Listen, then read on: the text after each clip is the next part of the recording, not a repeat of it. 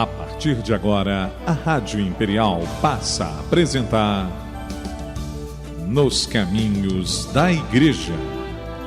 História e cultura cristã. Na apresentação de Bruno Tamancoldi. Nos Caminhos da Igreja. Aqui, na Rádio Imperial.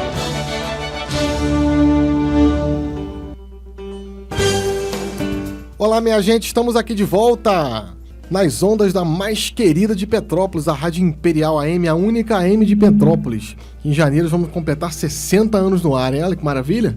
Hoje, nas carrapetas, meu amigo Rangel. E lá na técnica, como sempre, meu amigo Darlan, o Terrível, né? Hoje temos como tema algo sensacional, que é a Revolução Protestante. Tá legal, tá legal. O som tá bom aí, você tá ouvindo? Você que tá me ouvindo pelas ondas da Rádio Imperial, dê a sua opinião sobre o nosso som. Nós estamos com uma mesa de som nova, né? E os nossos operadores estão ajustando para que o som fique perfeito, que o som chegue a você de uma maneira mais equalizada, né? Podemos dizer assim, e que seja perfeitíssimo para você. Então hoje a nossa temática é uma temática fantástica, a temática que envolve a Revolução Protestante. Olha que coisa interessante. Você, muito provavelmente, deve ter visto, né, nos noticiários, no Facebook, né, a emerência da comemoração dos 500 anos da Reforma Protestante. Bruno, eu sou católico. Eu posso comemorar a Reforma Protestante? Olha, a gente já começa com polêmica. Opa! Ó, parem as máquinas! Né? Olha, a comemoração, no caso, não quer dizer festa. Tá? Você que está em casa, você que está me vendo, né? A gente vai também depois disponibilizar esse vídeo, né, também no Facebook e no YouTube também, né? E a comemoração não significa festa. Comemoração significa memória, memorar. E aí, sem dúvida, nós, como cristãos, devemos memorar esse fato, sem dúvida nenhuma. Tá? A Reforma Protestante, ou Revolução Protestante, ou Revolta Protestante, a maneira com que você vai delimitar esse evento histórico que aconteceu em 1517 na Europa setentrional, que depois no século XX, foi se tornar a Alemanha, é um dos fatos mais importantes da história do cristianismo, sem dúvida nenhuma. Esse tipo de cristianismo, que é inaugurado por Martins Lutero, ele vai configurar o início do protestantismo. Claro que o protestantismo luterano ele vai ficar bem unificado, inclusive até hoje, diferente de outras correntes protestantes, como a corrente anglicana, presbiteriana, calvinista, que estão se ramificando até os dias de hoje. Bruno, então, eu devo falar o quê? Reforma ou Revolução Protestante? Qual que deve ser a minha tônica em relação a essa temática? Como que eu devo verdadeiramente me situar historicamente? Qual o posicionamento correto? Eu devo falar Reforma ou Revolução Protestante? Então eu vou trazer para vocês hoje um autor, tá? Chamado Christopher Dawson. Ó, Christopher Dawson. E ele é um católico, tá? Porém, é um historiador. Ele não analisa simplesmente como alguém que crê, mas ele é alguém que estuda a história. É alguém que prescruta a história. É alguém que observa e critica a história. O Christopher Dawson, nesse livro que eu estou mostrando para vocês aqui na câmera, que vai lá para o meu canal no YouTube, depois eu vou disponibilizar, ele vai falar revolução. E a gente pode ter um pouquinho uma ideia do que é uma reforma e do que é uma revolução. Bruno, mas a vida inteira, durante a minha vida inteira na escola, no ensino fundamental, no ensino médio, eu sempre ouvi a nomenclatura Reforma Protestante. Reforma Protestante, Contra-Reforma, que seria o Concílio de Trento, a partir de 1545. A gente tem o Concílio de Trento de 1545 a 1563. Eu sempre ouvi essa palavra Reforma Protestante. Eu nunca ouvi a palavra Revolução Protestante. Talvez é a primeira vez que você está ouvindo dessa forma. Mas pode ficar tranquilo que no decorrer do programa eu vou conceituar essa questão. O que seria uma reforma? Por exemplo, Rangel e eu estávamos aqui alguns minutos antes nos estúdios da Rádio Imperial. Quero mandar um abraço para o meu amigo Carlos Nascimento, lá da UCP. Obrigado pela carona que me dá com a Imperial ao seu lado, viu? Tamo juntos, irmão.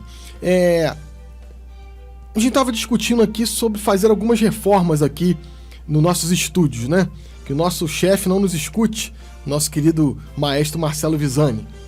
Então a gente pensou, olha, vamos trocar os abafadores aqui do estúdio, né? Vamos colocar uma mesa mais bonita, vamos colocar uma nova mesa de som, vamos trocar os computadores, né? Esse processo de reforma aqui dos estúdios da rádio já estão acontecendo, viu? E muito por conta do seu apoio também financeiro, você que tem comercial aqui na rádio e nos escuta nesse momento, né? E também com a sua audiência, com a carona que você dá a todos nós da Imperial, a todos os programas da nossa programação.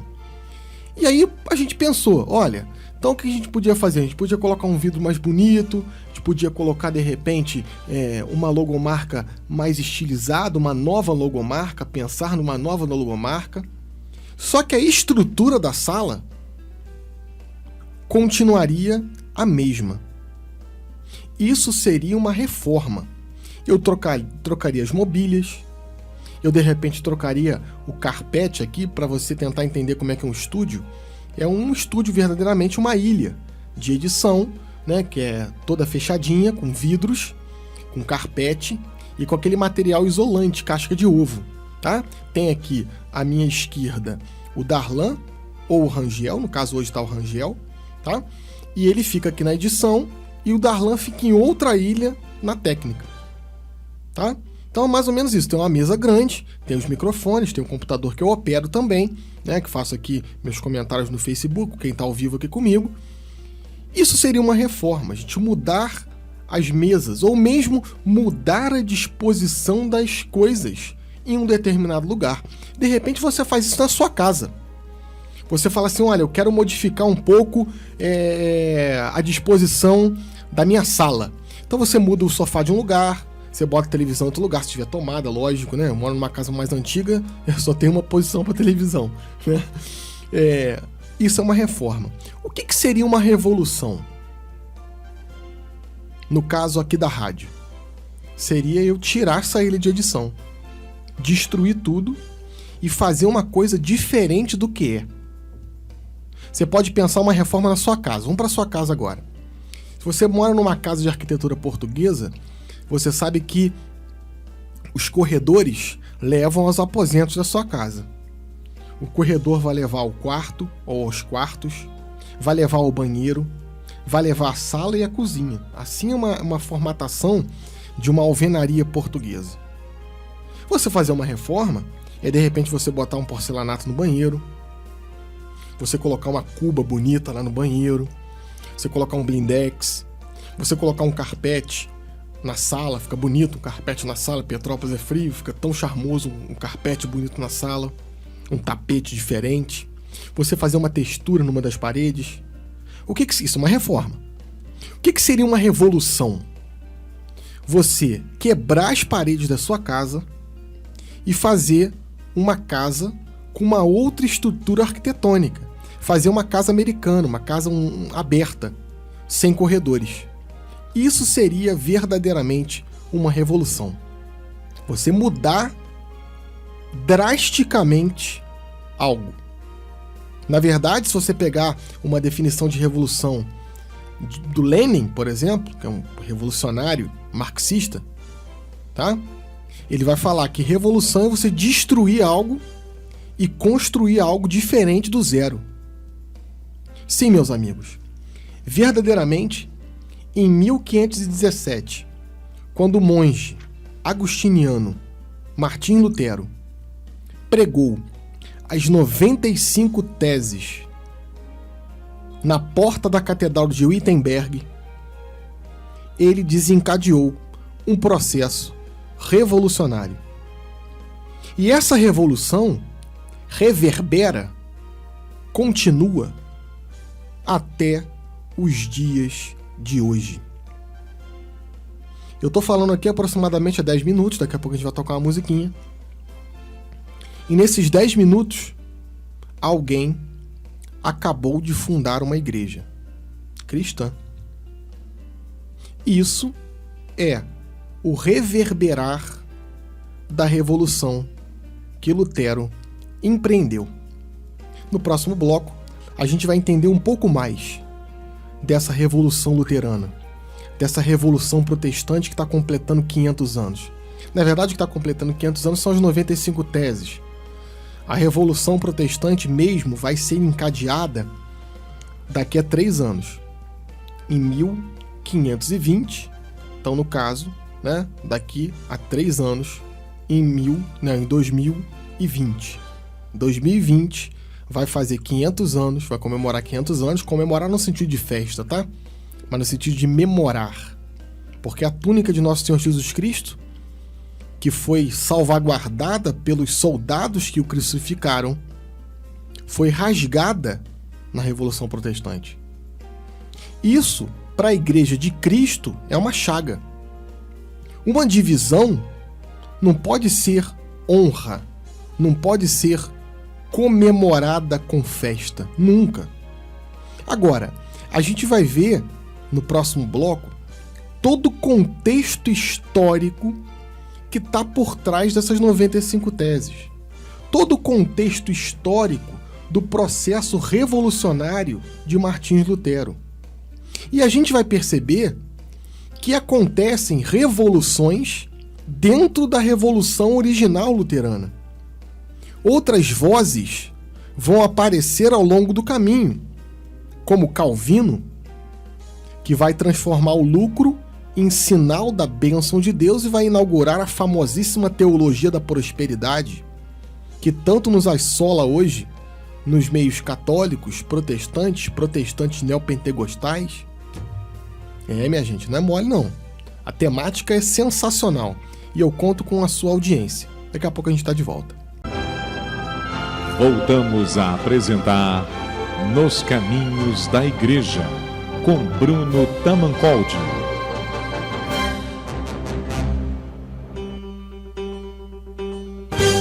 Maravilha, minha gente, estamos aqui de volta, 16h16 aqui nos estúdios da Rádio Imperial, aproximadamente 25 graus aqui no centro da cidade de Petrópolis. Estamos voltando hoje à nossa temática fantástica, falando um pouco sobre a Revolução Protestante. Falei um pouquinho no primeiro bloco, você que chegou agora, falei um pouquinho no primeiro bloco sobre o que é revolução. Por que não é reforma protestante? É reforma católica, porque a Igreja Católica não destrói o que é para fazer uma nova coisa. Lutero, com os ideais de Lutero, não a partir de 1517, mas a partir de 1520, então daqui a 3 anos que vai se completar 500 anos verdadeiramente da Revolução Protestante. Na verdade, a emerência agora é 500 anos das 95 teses. Tá? É basicamente isso.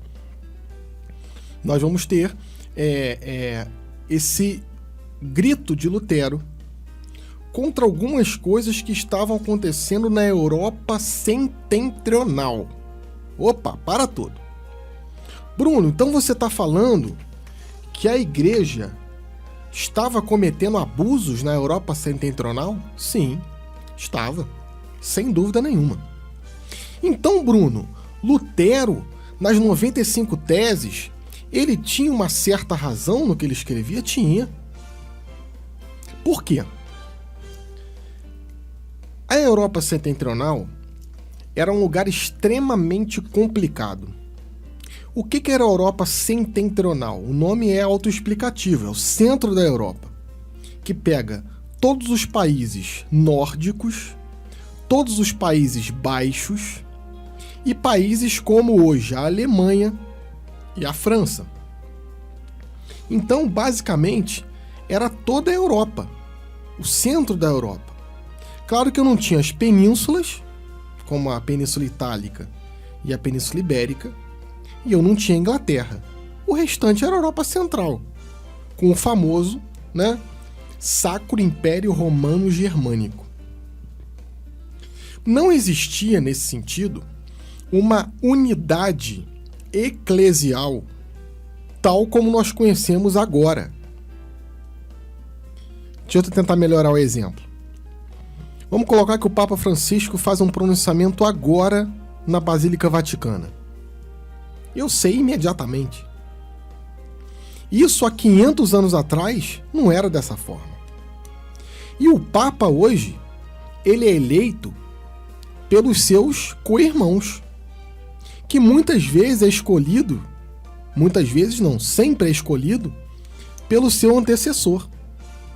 Deixa eu tentar melhorar também o exemplo. O Papa Francisco foi feito cardeal por Bento XVI. Olha que coisa interessante. Então, o Papa Francisco vai escolher, de alguma maneira, os sucessores dele mesmo. Isso nesse período na Europa setentrional, em 1517, na transição da Idade Média para a Idade Moderna, isso não era assim que acontecia.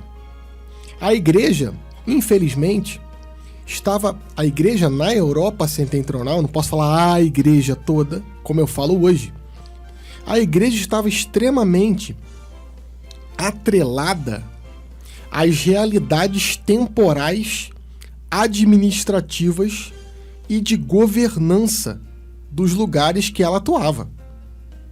Por exemplo, muitas vezes, quem escolhia o bispo da cidade ou núncio apostólico do principado não era o Santo Padre, era o rei do lugar. E aí ele favorecia muitas vezes um parente, um primo, um amigo. E isso, gente, isso não está acontecendo na igreja só nesse período. Se a gente pegar anterior a isso, nós temos um dos papas mais famosos da história do cristianismo, chamado Gregório VII. O Gregório VII, ele vai empreender uma reforma, que leva o nome dele, chamada Reforma Gregoriana. Reforma Gregoriana. O que esse cara vai fazer? Ele está no ano 1024, tá? As cruzadas daqui a pouco vão acontecer, em 1095. O que esse cara faz? Ele dá um ditatus pape, tá? Um dito papal, um édito papal. Edito ou édito é a mesma coisa. E ele fala o seguinte, olha, 3 coisas que é proibido a partir de hoje na igreja. Investidura laica, nicolaísmo e simonia. Opa, meu Deus do céu, o que é isso? Vamos lá, Brunão, vamos explicar. Investidura laica. Eu não posso vender cargo eclesiástico. Então, por exemplo, eu tenho um filho, João, e ele não tem condição de comprar um título mobiliárquico, um título de nobreza imperial. Ele não tem como ser um conde, um duque, um príncipe. Aí eu vou comprar um título de nobreza eclesiástica, que vai morrer com ele. Então eu vou comprar ele um cardeal de Veneza, um cardeal de Milão, um arqueduque da Baviera. Olha, isso em 1024. A igreja local foi tentando se equilibrar. Nós temos nesse período de 1024 até 1500 vários santos que deram exemplos capitais de reformas espirituais e administrativas. Eu posso citar dois. As ordens medicantes. A gente já falou um pouco aqui no nosso programa. Que são os dominicanos e os franciscanos. Os dominicanos com Domingo Gusmão e os franciscanos com Francisco de Assis. Foram pessoas que tentaram empreender e empreenderam verdadeiramente uma reforma na igreja. Mas a igreja é um ente vivo que está nos meandres da sociedade. E, sem dúvida, a questão política que envolvia a administração eclesial ou a ingerência na administração eclesial foi verdadeiramente um câncer na história do cristianismo. É o famoso, na história, se fala o famoso cesaropapismo, que é a influência dos poderes temporais nos poderes eclesiásticos. O Carlos, meu amigo lá da UCP, ele falou assim: Bruno, dá o exemplo dos Médici. Sem dúvida nenhuma. A gente tem uma série de papas que são da família Médici. Inclusive tem santos, né? Deu sorte de um ou outro salvar. Existem outros também, meu amigo Carlos. Os Borgia. Por exemplo, o Papa Borgia foi o Papa que em 1492 assinou o famosíssimo Tratado de Tordesilhas. Então, a igreja era uma outra coisa do que é hoje. Não, no seu fundamento, você que está me ouvindo, o nosso programa é um programa de história e cultura cristã. Então aqui eu não estou entrando nas questões teológicas. A fé da igreja, minha gente, você que está me ouvindo em casa, a fé da igreja, ela está salvaguardada, ela está incorrupta desde 325, tá, gente? Desde o lado aberto de Cristo que jorrou sangue e água. A gente vai ver na construção da patrística, da escolástica, a gente vai ver em 325 o Concílio de Nicéia, que é fantástico, que vai definir a pessoa de Jesus, e a gente tem o credo niceno-constantinopolitano, aquele credo um pouco mais extenso, que você muito provavelmente já deve ter rezado na missa, né? Deus de Deus, luz da luz, Deus verdadeiro de Deus verdadeiro, gerado, não criado, consubstancial ao Pai. E interessantíssimo. Por exemplo, o Carlos está me ajudando aqui, né? Tem o César Borgia, que era filho do Papa. É inacreditável. Era outra época, né? O César Borgia, né, que era o príncipe do Maquiavel. Todo mundo já falou no Maquiavel, né? Os fins justificam os meios. Então, o Maquiavelli, né? Ele escreveu o Príncipe pro filho do Papa César Borgia. Olha que coisa. Pra gente hoje, isso é inacreditável. Mas era o contexto daquela época. Era uma igreja que não tinha uma autonomia que tem hoje. Hoje o Papa, meu amigo, manda um decreto ex cátedra. Amigo, a igreja toda obedece. Naquele período, o Papa proclamava um édito. Quando chegava na Inglaterra, o Papa já tinha morrido, já era outro Papa. Era outra realidade. Agora, aonde que está a Revolução Luterana nesse sentido? O que Lutero vai fazer para criar uma outra igreja? Isso é extremamente complicado. É uma análise, né? Vou ler aqui um pouquinho o Christopher Dawson, tá? Vou pegar aqui uma tirinha do livro que eu trouxe, tá lá, botei a foto lá no Facebook. Deixa eu ler aqui um pouquinho. Reforma é o nome que damos à grande revolução religiosa do século XVI, que destruiu a unidade da cristandade medieval, criou uma nova Europa de estados soberanos e igrejas separadas. Não existia estados soberanos, existia o Sacro Império Romano Germânico. E perdurou com pequenas mudanças até a Revolução Francesa. Então a gente tem essa temporalidade de 1517 a 1789, com muito poucas mudanças. Olha que interessante. A catástrofe religiosa estava implícita na evolução gradual da Baixa Idade Média. Surgiu porque a existência de uma sociedade internacional unificada sob a autoridade e liderança da Igreja era inconsistentemente com uma nova ordem temporal, como expressa pelos estados e monarquias nacionais. O conflito inevitável entre Igreja e Estado só poderia levar à desordem. Em particular, a posição anômala do bispo como um funcionário importante em ambas as sociedades. Então o bispo não era só um príncipe da igreja, como é o Dom Gregório aqui na nossa cidade. O bispo também tinha um cargo administrativo político. Olha, então, esse era o problema desse período, tá? Olha Lutero, ó, vamos lá para Lutero. A força de Lutero, deixa eu pegar aqui. Isso. A força de Lutero sempre repousa no subjetivismo. A afirmação dos diversos de consciência, certeza da fé individual e o direito de cada homem de interpretar a Escritura por si só. No início, a extensão total da renúncia do ensinamento da Igreja não era óbvia.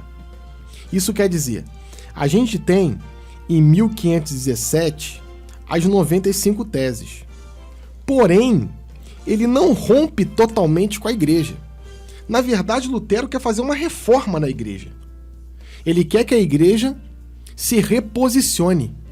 E é interessante que ele vai estar lá com Erasmo de Roterdã, que é um outro filósofo importante desse período, e eles vão ficar admirados como que as universidades que Lutero trabalha, a Universidade de Wittenberg, se perdeu completamente dos ideais eclesiásticos, que eram o direito canônico, observar as leis da igreja, e a escolástica, que era a rainha, era o norte de todo o ensinamento.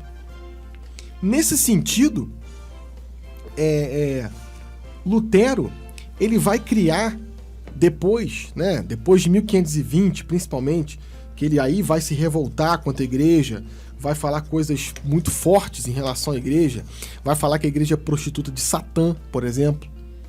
Ele vai falar que a igreja caminhou muito bem até Constantino Magno. Então, do ano 1 ao ano 313, que é o Edito de Milão, quando a igreja é libertada, tá? Então, justamente isso que eu tô falando, Carlos.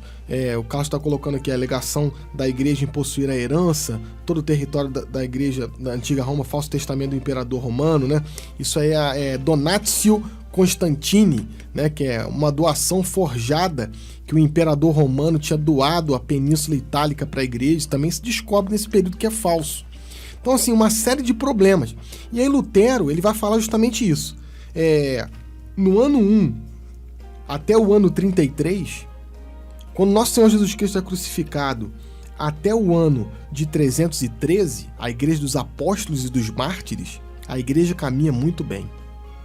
Depois que Roma se converte, Lutero vai falar que a igreja se prostituiu, que a igreja deixou de ser aquilo que ela foi originária. Até aí tudo bem, mas ele falar, e aí depois ele se perde totalmente. Ele vai falar que Jesus casou com Maria Madalena, né? Ele vai falar que não existe magistério eclesiástico, ele vai acabar com o magistério eclesiástico, ele vai acabar com a tradição apostólica, e ele vai compor as famosas 5 solas, tá? Que daqui a pouco eu vou falar no próximo bloco, né? As 5 solas, né? Que basicamente as duas mais importantes: sola fidei, sola scriptura. Só a fé, só a escritura. E isso cria uma outra igreja. Porque o católico não é só a fé. O católico romano, apostólico romano, não é só a fé. O católico apostólico romano não é só as escrituras. E aí a gente tem verdadeiramente uma outra igreja, uma revolução verdadeira. Porque ele cria as chamadas 5 solas. É interessante você que está em casa, você que está me ouvindo pela internet, você pode fazer um zap aí rapidinho, né? Uma zapeada no teu YouTube, né? YouTube não, é no teu Google, e você colocar assim, o selo de Lutero, que é tipo uma rosa de Lutero, o selo rosa, que tem 5 partes, que é a base da fé revolucionária de Lutero. Então vai criar uma outra coisa, que vai dar precedente para reformas piores, se assim podemos dizer, como a reforma calvinista e a reforma anglicana. A reforma calvinista, minha gente, que é a base de análise para a ética protestante e o espírito do capitalismo do Max Weber, que eu sempre falo aqui na rádio e nas minhas aulas, que é a erição do capitalismo moderno. Eu vou criar uma teologia da prosperidade, mostrando que aquele que é próspero está com Deus, e aquele que não é próspero é amaldiçoado, é o esquecido, é o excluído. O doente não é doente porque ele pegou uma doença involuntariamente. Não. Ele é doente porque ele está sendo macerado por Deus. E isso por conta também dessas revoluções dentro da revolução. A gente, no próximo bloco, vamos tratar um pouco da doutrina luterana. Qual que é a diferença entre a doutrina cristã católica e a doutrina protestante luterana? E a gente vai começar falando das 5 solas, tá? Você que está em casa, dá um Google aí, coloca 5 solas, que é exatamente isso que eu vou falar no nosso próximo bloco. Não toque em seu rádio. Já voltamos. Estamos apresentando Nos Caminhos da Igreja, com Bruno Tamancoldi.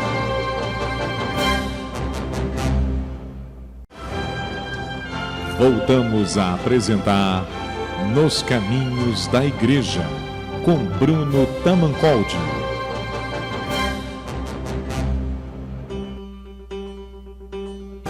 Vamos que vamos, minha gente. Estamos aqui de volta com o programa Nos Caminhos da Igreja, tratando uma temática fantástica, uma temática que é uma das coisas que eu mais gosto de falar, né, que é a reforma, revolução protestante. Muito interessante. Eu estava falando no bloco anterior que a gente vai pegar um pouco das formulações de Lutero e vamos fazer um paralelo com a Igreja Católica, tá? E aí você vai poder perceber as diferenças substanciais entre católicos e protestantes luteranos, tá? Eu tô falando aqui do luteranismo. Para a gente comparar o protestantismo anglicano, o protestantismo presbiteriano, o protestantismo calvinista, o protestantismo pentecostal e o protestantismo neopentecostal, a gente vai ter que dividir os programas. Não dá para fazer isso numa temática só. Para você ter noção, a gente está com um curso de pós-graduação em História do Cristianismo e eu que dei essa disciplina de História do Cristianismo, das reformas, das revoluções protestantes. E foram 6 encontros do dia inteiro, de 8 da manhã às 6 da tarde. 6 sábados. Então a temática é robusta. A primeira sola de Lutero, tá? É a sola Scriptura, que traduzindo seria só a Escritura.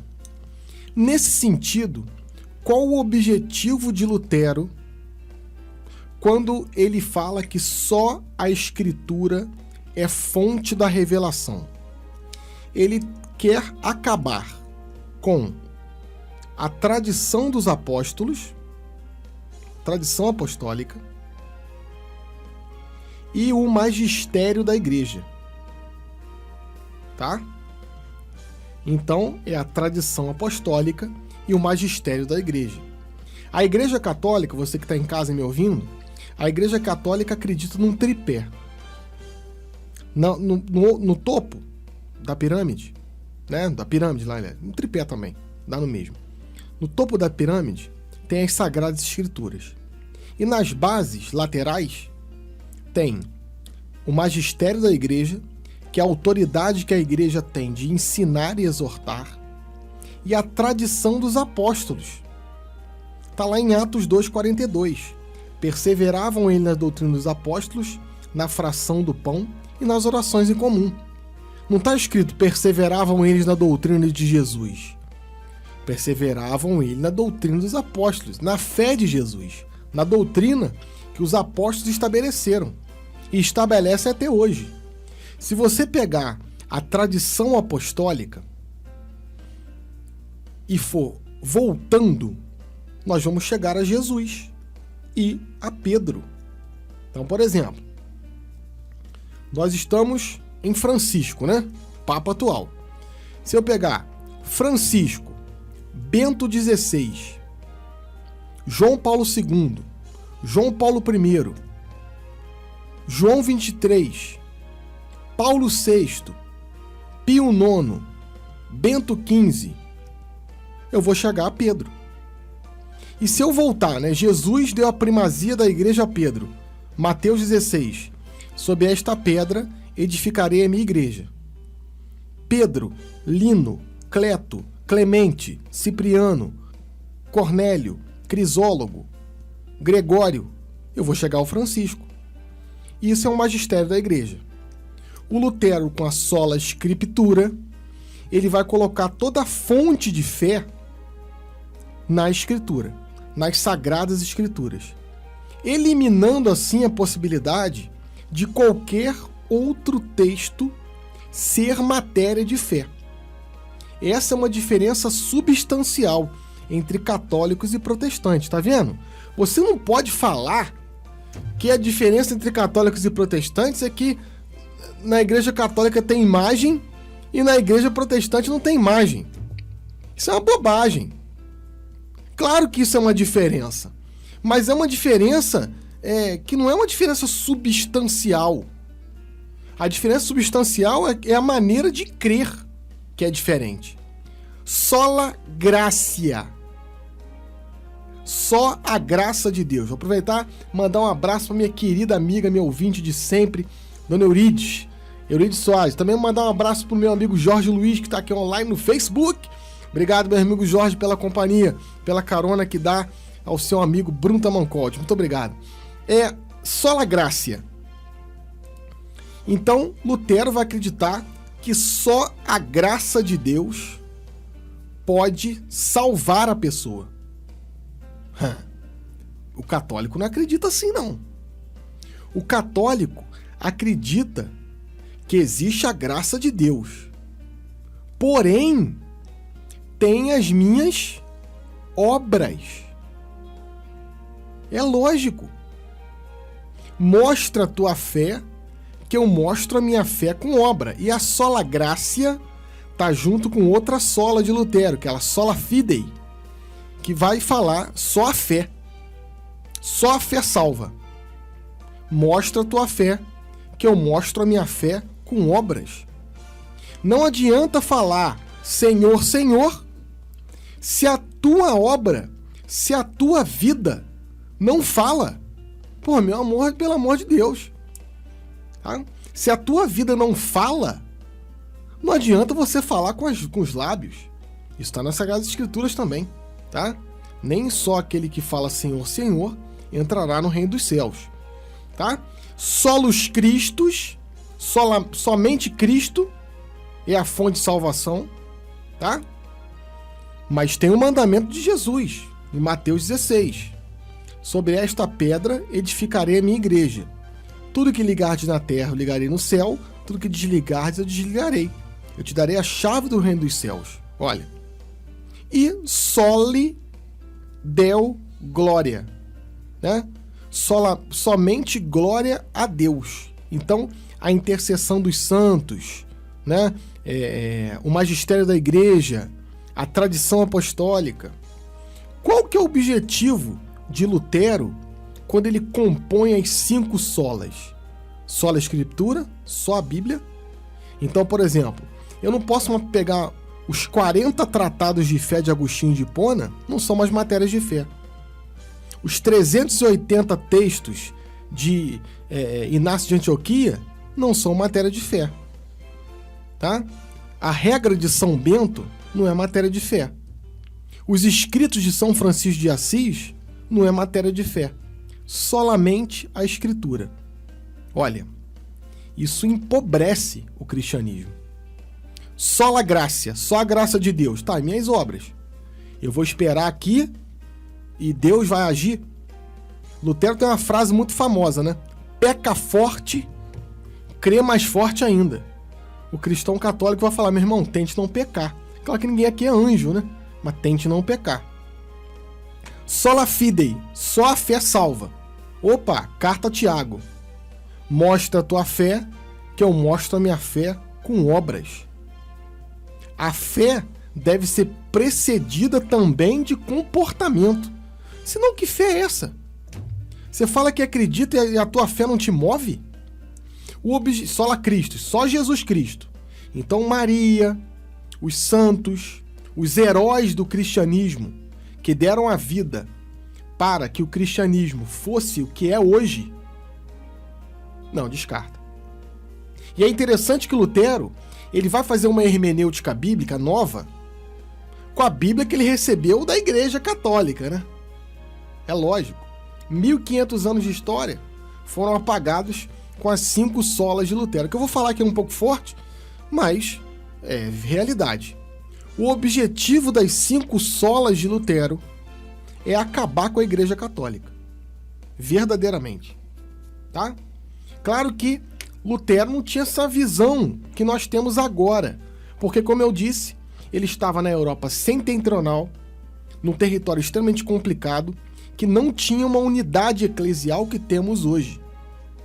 Então é extremamente complicado. A outra diferença substancial entre católicos e protestantes, a gente vai ver no próximo bloco, que é a questão das Sagradas Escrituras. A gente dá uma paradinha, daqui a pouco a gente está de volta. Voltamos a apresentar Nos Caminhos da Igreja, com Bruno Tamancoldi.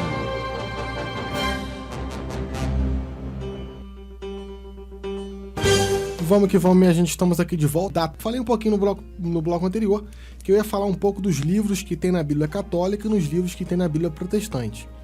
A matriz da Bíblia Católica é uma matriz lá de 380, tá? 380, um monge anacoreta do deserto, chamado Jerônimo, que morreu no dia 30 de setembro de 380, tá? Um pouquinho depois, né, 387, se não me falha a memória, né, 30 de setembro, setembro é o mês da Bíblia, ele traduziu a Bíblia da Biblioteca de Alexandria. Ele pegou a Bíblia judaica da Biblioteca de Alexandria e traduziu essa Bíblia. O nome dessa Bíblia é Septuaginta, por conta dos 70 judeus que compilaram essa Bíblia para colocar na Biblioteca de Alexandria. E o nome do texto ficou chamado Vulgata. Vulgata porque ele vai traduzir em latim. Latim era a língua comum, vulgar. Vulgar não no sentido de ruim, vulgar no sentido de comum. Lutero, ele vai pegar uma outra fonte bíblica. Ele vai pegar a fonte judaica.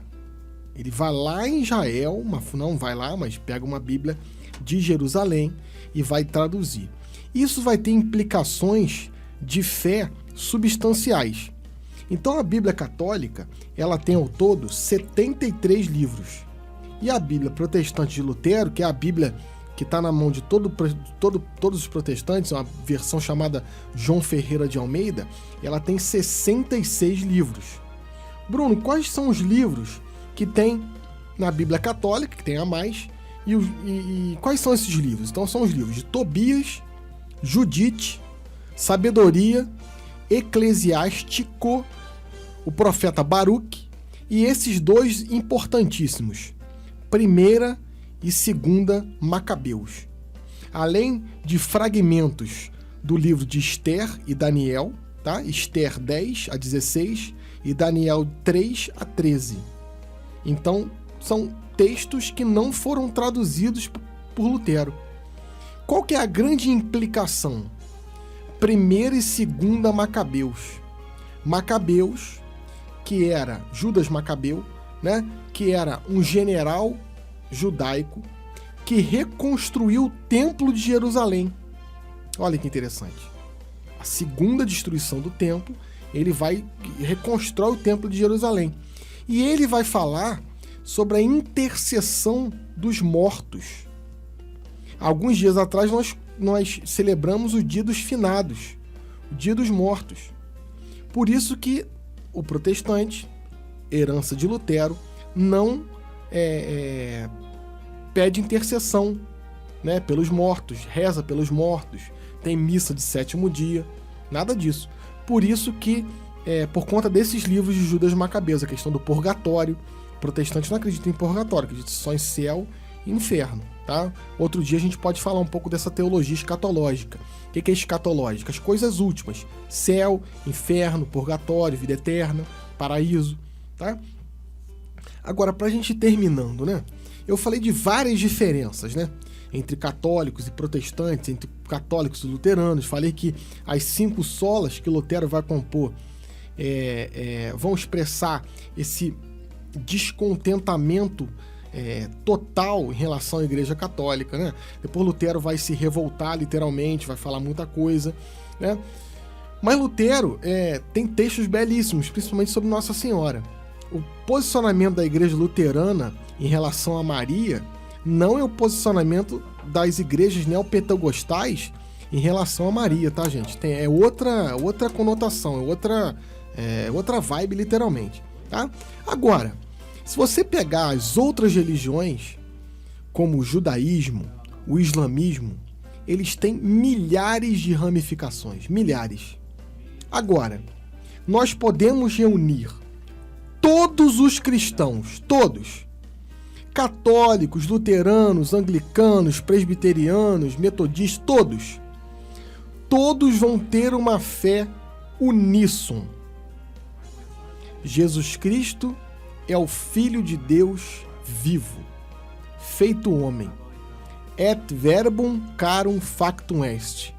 E o verbo se fez carne e habitou entre nós. Isso é a fé fundamental. E é a fé que deveria não nos dividir, mas nos separar. Não, aliás, não nos dividir, mas nos aglutinar. Peçamos a Deus que o cristianismo se unifique, sem sincretismo religioso.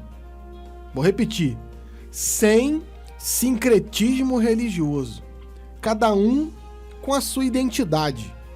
Eu sou católico, você é protestante. Acreditamos no mesmo Jesus.